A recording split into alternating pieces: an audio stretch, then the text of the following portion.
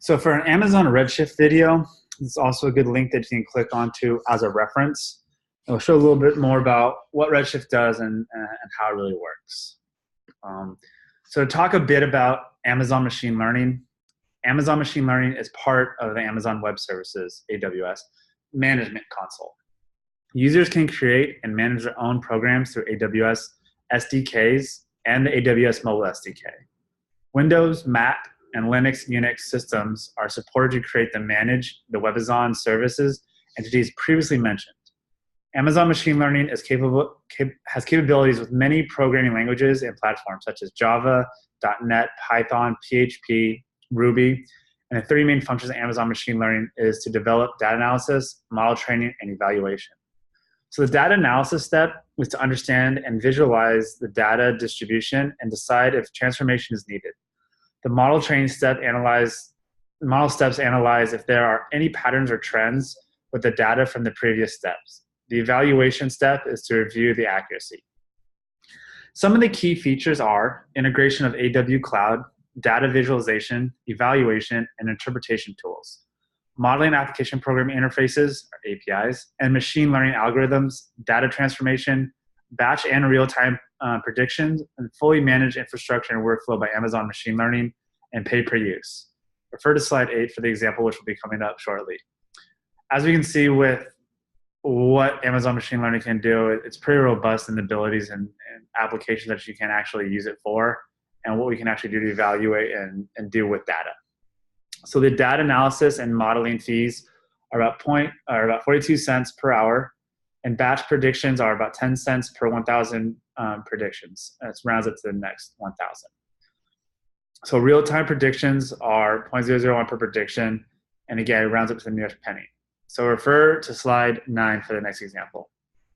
So here is what data visualization can do. You can get some nice actual bar graphs and bar charts that can show what you're actually looking at. The evaluation interpretation tools for the ML model performance. We can see different types of graphs that we're actually using. This chart shows the distribution of the predicted answers for the actual 1 and 0 records in the evaluation data and overlap of the actual 1 and 0.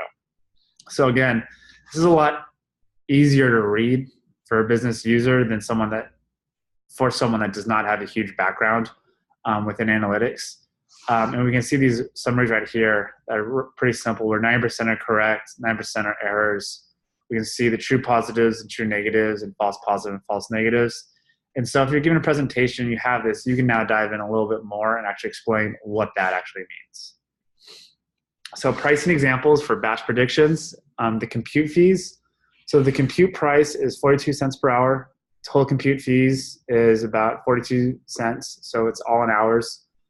Total compute fees will be 20 hours, or for 20 hours would be $8.40. For monthly prediction fees, the monthly price for batch predictions is 10 cents per 1,000 predictions. So total prediction fees is, you take the 10 cents over 1,000. If you want to time that by 890,000, you get $89 for that entire monthly production. So again, it's relatively inexpensive compared to other types of actual prediction or other types of services that you may use. So the total monthly fees will be at $97.40 based on this one example. So a pricing example for real-time prediction. So you got your compute fees. The compute price, 42 cents per hour. The total compute fees is compute times those hours. So for 20 hours, you're looking at that 20 times 0.42, which gives you about $8.40. So a monthly prediction fee, the monthly price for real-time prediction is 1 cent or 0.0001 per prediction. So the monthly prediction fees will be that times total 890,000 seconds on that, which will give us $89. The real-time prediction also required a reserve capacity charge of 0.001 per 10 megabytes per hour. So reserve capacity charge of 0.01 times that 10 megabytes per hour, it's 24 hours a day, 31 days a month, gives you this 1,000 megabytes divided by 10 is about $7.44. So your total prediction time is going to be about 96, or prediction fees will be about $96.44. And your total monthly fees, where you take the prediction and the compute fees, will be about $104.84, which again, relatively, it's pretty inexpensive to be able to have all this power and all this ability for just that much. Again, not trying to sell AWS, but just some opinions on this. So Amazon QuickSight, to actually create that, let's take a look at how we'll do that. So to create a new AWS account, we'll have to actually go here to do this. We can fill in the information below for AWS account name, email address, password, and confirm that password based on preferences, which we have done in the past.